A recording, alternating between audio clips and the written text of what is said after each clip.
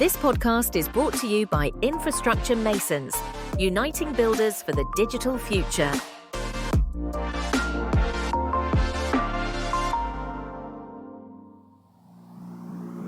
One, two, three, four.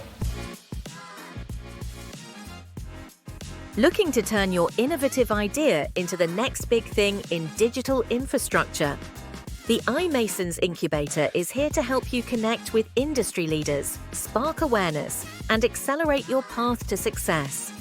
If your concept can help drive a more sustainable digital future, we want to hear from you. Don't miss this chance to grow, give back, and shape the digital landscape. Email us today at innovation@imasons.org to find out how the iMasons Incubator can help bring your idea to the world.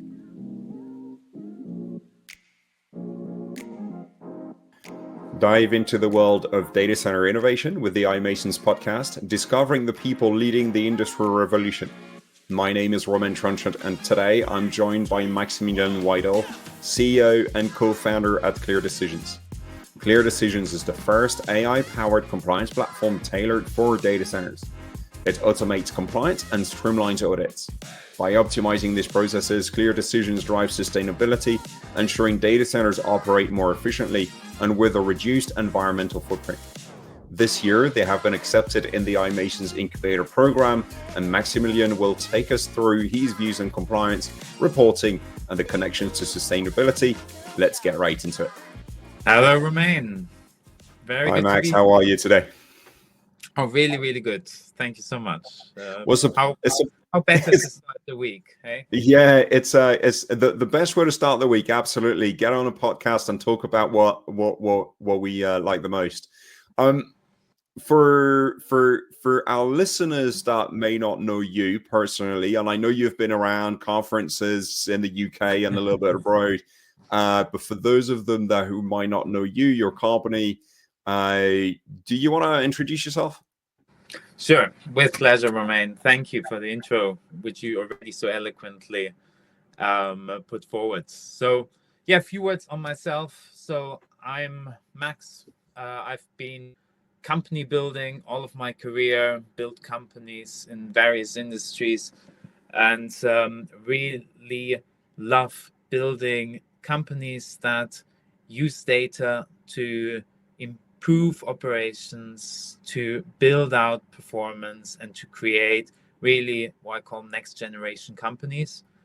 And Clear Decisions is my latest venture, together with my brother Valentin, our CTO, and our Chief Legal Officer Luisa Celenti.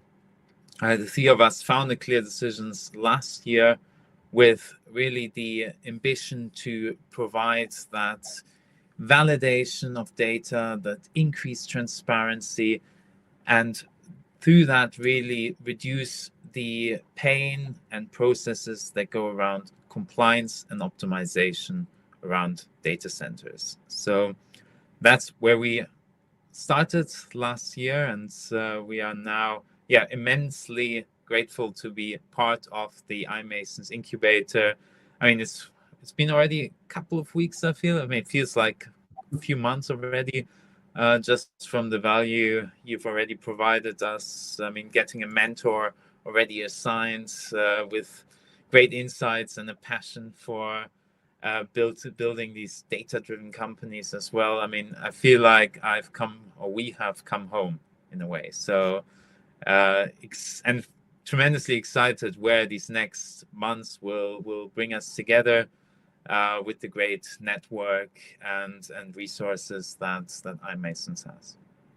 I must say there is a lot of very motivated people within iMasons, and it was great to actually partner you with somebody who we've been working for a long while, and I know the three of us met very briefly not that long ago, so it was an absolute pleasure to do this. What was the drive behind you approaching us for the incubator? Well, Romain, I think in the data center industry,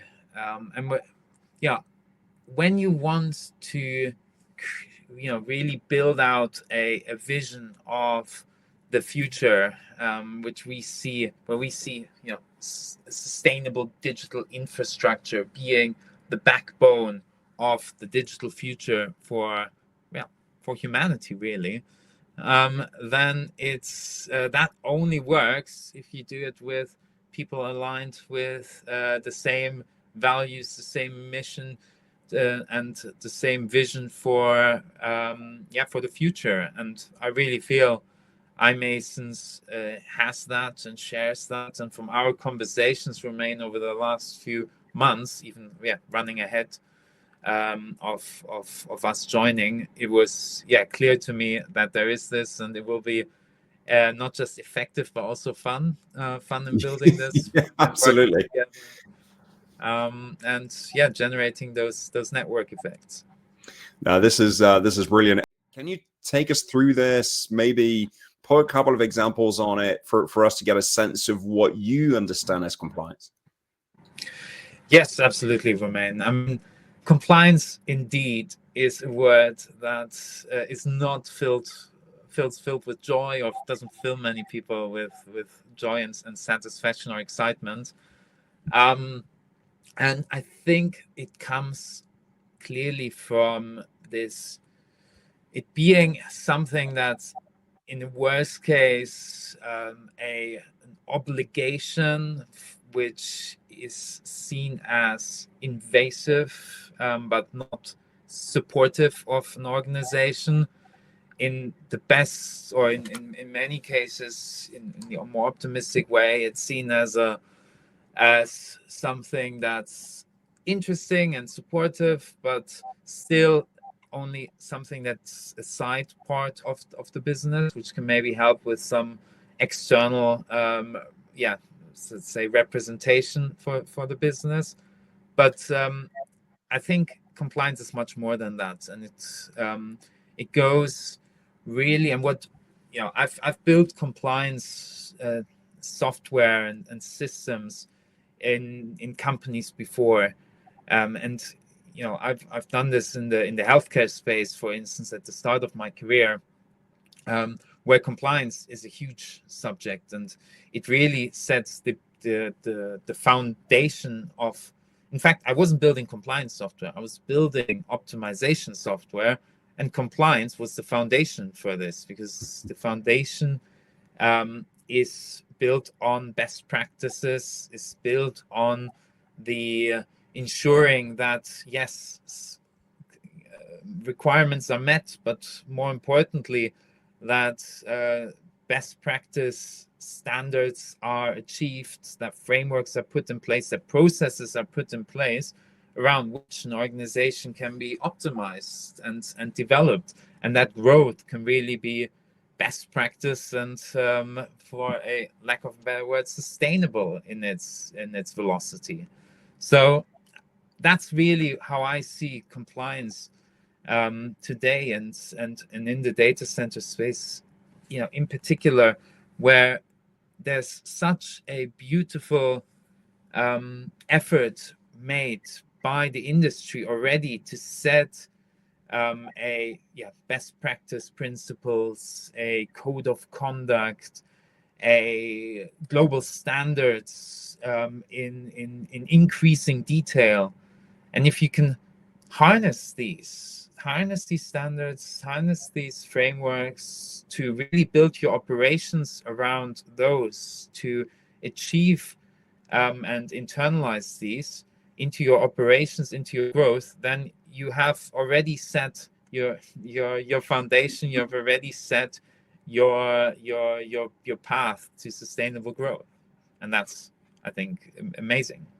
There is a few words you used before to describe it, which was that difference between tick box exercise versus performance management, right? And it's based on what you're saying, we're seeing the advance in the last few years of Europe and in country and to be honest, worldwide regulations coming up, and we could consider those as really tick box exercises to be able to continue to operate or risk being fined if we're not compliant. But equally, the your view on this is to say, well, don't just use it as a tick box exercise, because if you really drive down home the messages down to the sites, down to the way you operate, the reward is actually much bigger than what you get if you just tick boxes at the end of the day. Precisely. Tick boxing, or box ticking rather, isn't solving real problems, isn't it? It doesn't really do what it should do and can do. And I think it's much more than that. And I think we're only at the beginning. We at Clear Decisions believe very much that with the right tools and systems and data in place, you can move very quickly from this being a painful tick box exercise to something that's really value enhancing, value creating. Well, what does it look like in practice, though? Because me walking into an organization, I'm going to look at what I would see as compliance, and I wouldn't necessarily be able to see if an organization is just ticking boxes or implementing performance management. Can you give us clues? What are the things that we should see when we're moving away from ticking boxes to going to performance management? Well, I think you will see this on several levels. I think on the one hand side, the obvious one perhaps is that you can more easily comply with standards, and you simply can match those for whom compliance is easy and compliance is not just a pain. You can see it. Those who have more ISO certifications are already can prove they're complying with more frameworks. There, it's already clear that this is something that there's pride taken in it, and the value of it is I think is already exposed in the language and in the way this is communicated. So I think, that brings me to the second point: communication per se, the way organizations report on compliance, report on these standards and sustainability performance, or performance as a whole. Really, I think it's closely related to this internalization of the values that stand behind this strong mindset. So we've looked at the difference between good and bad. Let's put it that way. Where do we take it from there? Because part of it is also being able to generate insights and as to what people could be doing better, right? How do you go from having a standard somewhere all the way to being able to generate insights? What does that look like? Yes, I think it's an exciting, an important question, and an exciting part, I would say, again, using the word exciting, compliance, from our perspective, is you're building a foundation of data here. I think it starts, and compliance doesn't start with compliance. I mean, you don't start with being compliant. You start with generating data. You advance with aggregating that data, analyzing the data, and before you then, and for many of these elements, you may need additional support or external support. And the bigger you get, the more complex these processes are, and the more you want, more standards and frameworks you want or need to comply with, the more work there is in doing these tasks. So but where the journey starts from our perspective, it doesn't have to be seen like this mountain of work and mountain of tasks in order for it to be effective. I think what's needed at the start is smart guidance on what is actually already there in terms of the data, companies aggregate and generate data in many different ways already. A lot of reports are being created, a lot of work is being done, and that work is often lost because it's not visible, it's not clear how that would actually be already useful for certain compliance or for certain standards to be included. So our perspective is start with what you have, but use the right insights in order to extract from it what's useful and build on that, and then measure progress. So a big part of generating those insights is actually to bring a lot of different aspects together to see, maybe I'm oversimplifying, generating a baseline, figuring out what your objectives are going to be, and driving the change that you need to be able to attain your objectives, right? So we know through discussions, and I've been privy to having a demo of the platform that Clear Decisions have put together, which is remarkable.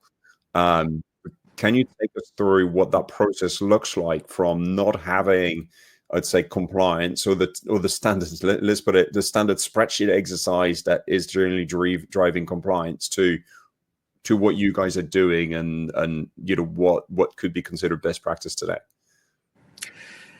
Yes, with the platform, the simple starting point is that the platform can help you pull together, aggregate the right information, the right data that's already there. It helps you, it provides you that central repository for all those scattered documents which already exist across your organization, whether it's your sustainability reports, if you have them already, your EPC ratings, your energy bills, wherever already that, or financial statements already contain a lot of important information, and including that in one system which can then check the documents and see, compare already what you have relative to the most important frameworks and standards. Yes, that sets your baseline, and that creates that. And by then taking you by the hand and guiding you through adding to that baseline of information, and where it gets really exciting then to move from this traditional way of backwards looking data aggregation, report creation, and reporting to a structure where actually your data runs through this validation and aggregation and analysis in real time. If you imagine where you can connect your existing databases, your BMS system, for instance, to your EMS, your DSIM, which already generates that data and could in real time get that analysis, get the insights, measure it against those global, international benchmarks and also best practice targets, and really see where you are on a day-to-day basis in that across your operations. I think that is where it becomes real magic, and you can then share, not just analyze but also share that information with your key stakeholders in a very strong, verified, foundations-based approach. It takes it all to another level or several levels up, I think.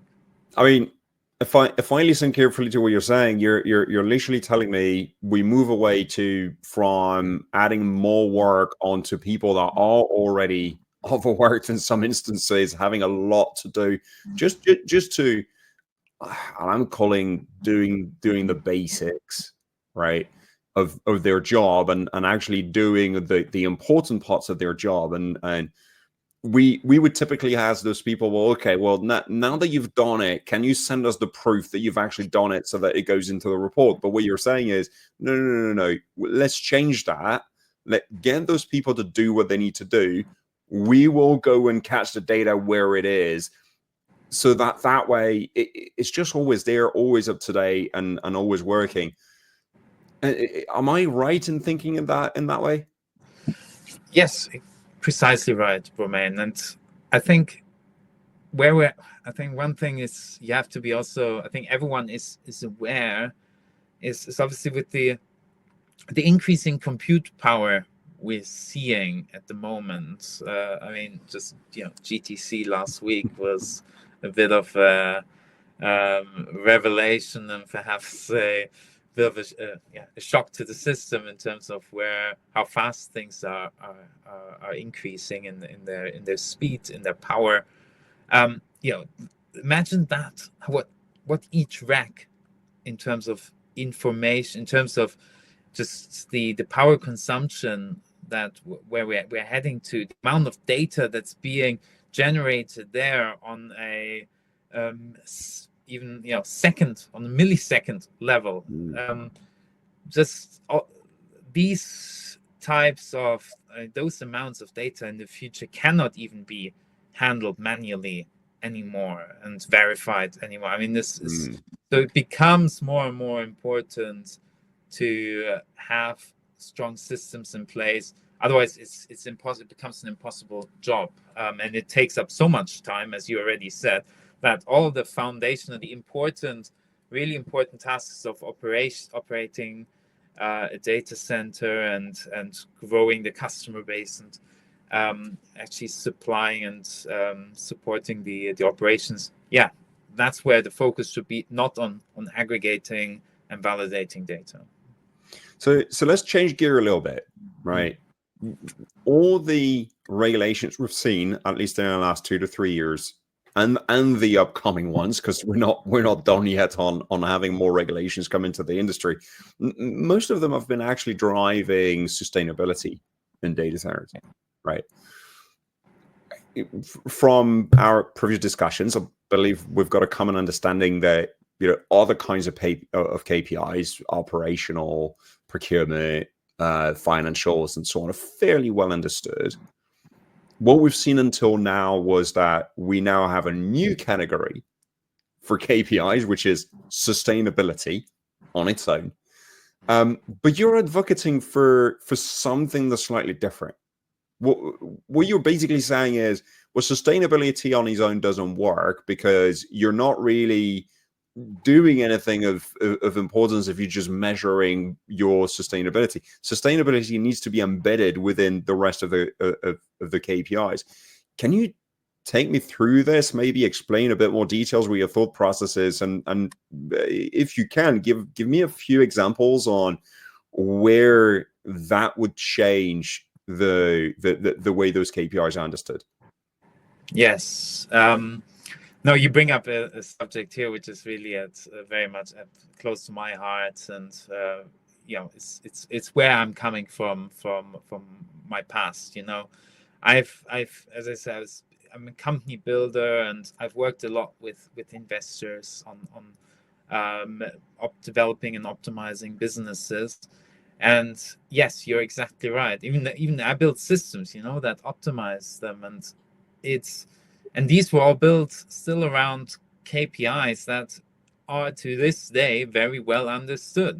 It's the financial KPIs, and I feel like a lot of the optimization there has been done and is already internalized in organizations. But where it becomes really tricky and really difficult, and especially with the pace at which the world is developing and the understanding of these subjects is developing, is the sustainability aspect, which really runs through every organization on every level, and really needs to be, to be really creating that advancement in your organization and on a sustainable rate. So i.e.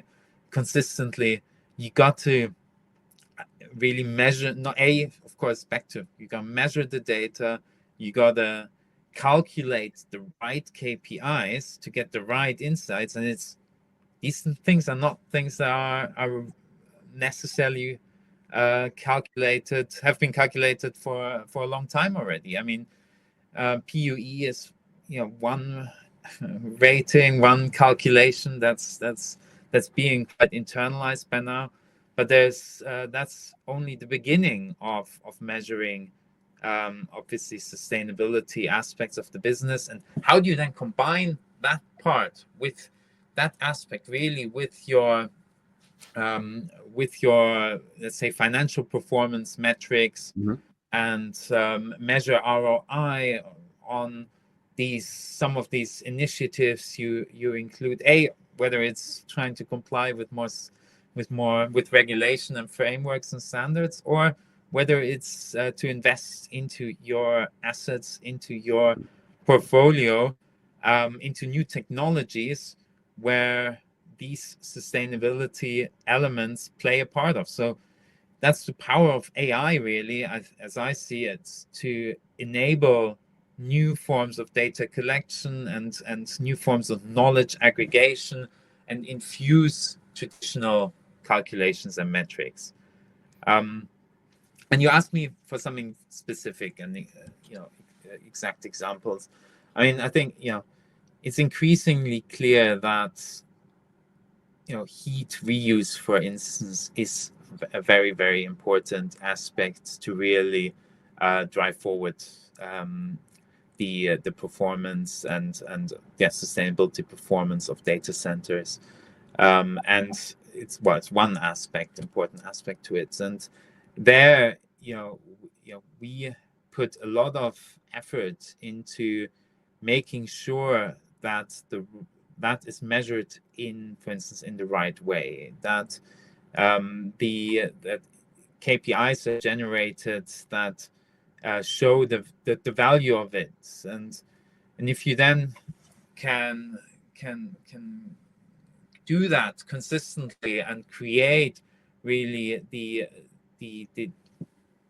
representation of what it is you're doing, all that effort you're putting actually into your organization to create that social value beyond your the pure computing and traditional performance metrics, then it's that's you're getting in a better position to communicate it externally, to argue the case around your performance, and especially as you grow and look to consume more and more energy and power, build the case around what you do to optimize and give back in a way on that level.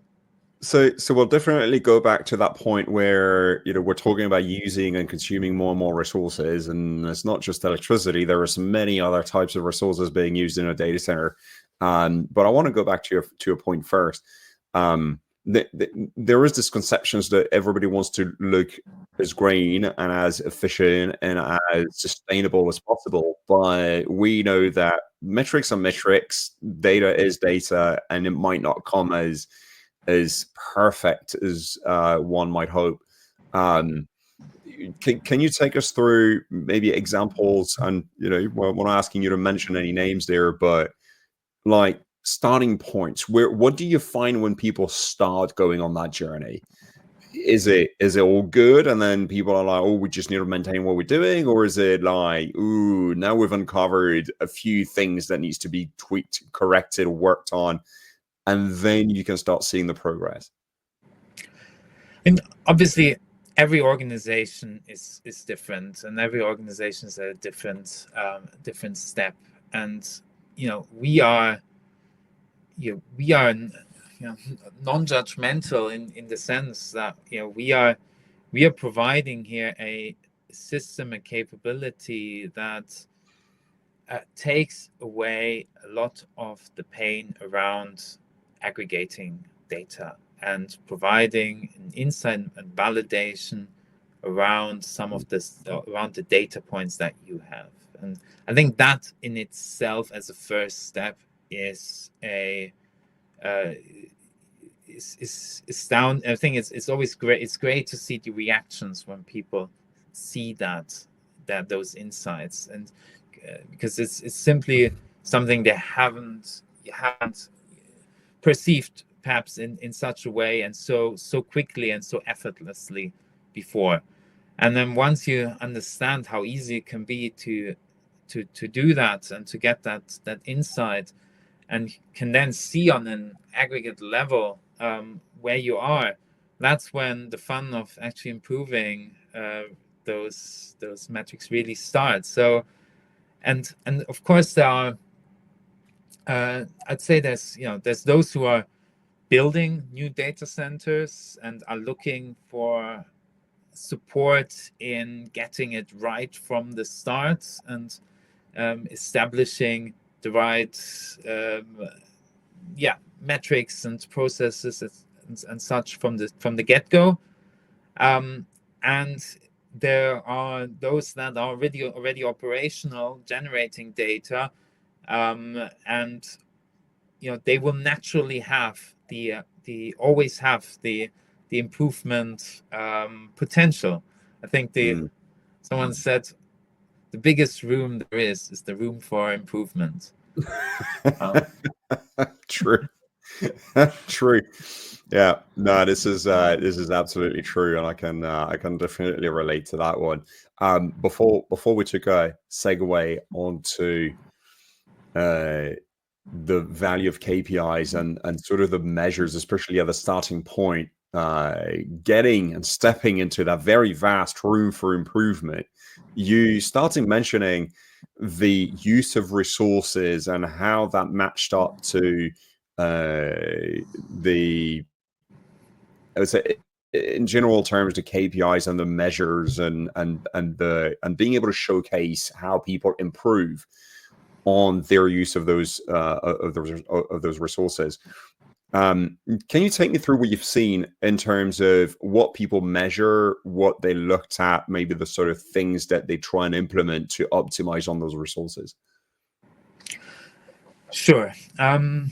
I think, as I said already, heat reuse is a very interesting factor. I mean, in Germany already, I mean, I'm German, so it's coming. It's obviously from there. There is been a lot of thinking on that side, and also on the regulatory side as it comes to that. So ensuring that heat reuse is incorporated is fundamental in Germany, as you probably know. So the water usage effectiveness. So water usage is something that is still, I think, very early on in its measurements, in its sharing. Sharing, and it's quite interesting, especially if you look at it from the end customer's point of view, whether it's big corporations who become increasingly, especially with the increased use of AI, increasingly aware of their own consumption in that regard, and the upcoming consumption they're facing, and reaching that next level for their own businesses. So they will want to, I can understand that, how not just power but water usage is impacting them and their end customers. So these are, and if I think the data center can show that they're taking care of that, measuring that, and trying to optimize around that, and then on top of that, optimize that to show that you're not just measuring PUE, but maybe how you can give back the energy in terms of heat, for instance. I mean, these are two great examples of where you're moving towards a more circular economy system, where and I think the data centers there can be absolutely leading in that in this regard, because where else is that let's say, giving back of energy. And when it comes to own energy generation, which will become increasingly important, as we know, with the larger energy requirements, then there we're entering that next phase of energy sharing and providing resources back to the community.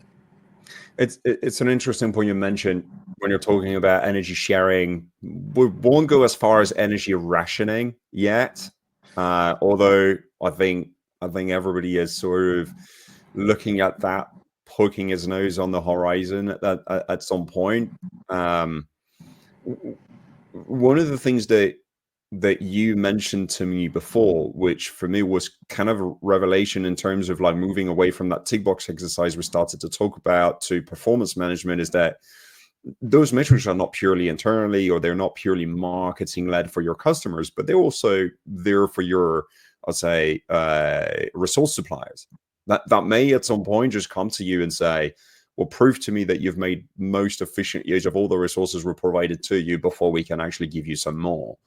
How do you see those two playing in the future? Do you really think there is an element of that will play in terms of compliance and measuring compliance? So, I mean, we already see it, right, in Ireland, for instance, where you reach the end of capacity, and there are restrictions on new developments, right? So it's not when we're moving, I think, even here in the UK, towards the end of current capacity. So the question then of how you determine where sites should be built, or where power should be provided. I mean, it makes a lot of sense, doesn't it, to say, okay, in terms of the providers, who are the ones who are giving back, who are measuring, who are optimizing around these metrics, who are looking at the social value of their operations and creating that value for the community. And I think if that can be clearly shown and communicated, the case, I would say, for accessing more resources, certainly I would think much better. If you think this would go to the public. I mean, just in the last half year, I don't know how. I think the word data centers, how much more often this has been used by the public media, and how suddenly, I mean, I don't think a lot of people would have known a year ago what a data center is, and that it exists, and suddenly you read about it every day in the papers, and you read about your own energy costs going up at the same time, and your water costs going up, and the issues around water supply in this country. Clean water, perhaps. So there, we are talking about subjects that are close to people's hearts. Right? Yeah, there is definitely an element of storytelling around data centers and the amount of efforts that is being put in to make better use of the resources, which we might not be in control. It might need to be for another podcast, I'm afraid, as we're just about to run out of time. Maximilian, thank you very much for sharing all the brilliant insights with us today, and especially as a way for all of us to maybe make peace with the word compliance. I really appreciate you taking me through this and learning more about it. For any of our listeners, if you want to learn more about Clear Decisions and want to reach out to Maximilian, I'm pretty sure you will find his profile on LinkedIn. Look out for Clear Decisions. We're putting that on the screen if you're watching on YouTube. But if you're just listening to it, it would be Clear-Decisions with an S at the end.com, where you can find all of the latest developments on Maximilian's company. You will see Maximilian in a few other formats as we're supporting through the incubator, not only through this, but through panels and a few more communications. And we look forward to connecting him with many of you out there who are actually taking compliance very seriously. On that note, the discussion will continue on our Mobilize platform, iMasons.mobilize.io, where all of the members actually have a place to actually connect and discuss any of the topics that we mentioned here and many more. You will find in there any of the other committees as well, alongside the Innovation Committee, and we definitely look forward to seeing you all there. On that note, Maximilian, thank you very much for your time again today, and we hope to see you again soon.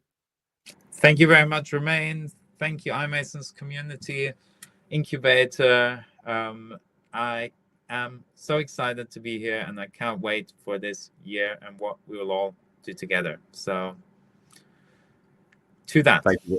Thank you very much. Thanks. Bye. 1, 2, 3, 4.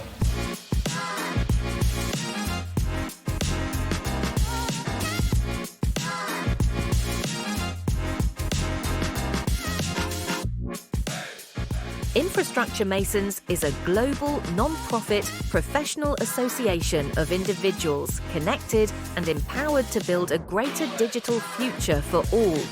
If you too want access to networking events, forums, and summits that foster innovation and influence, register now and join the other 6,000 committed participants at imasons.org/membership application.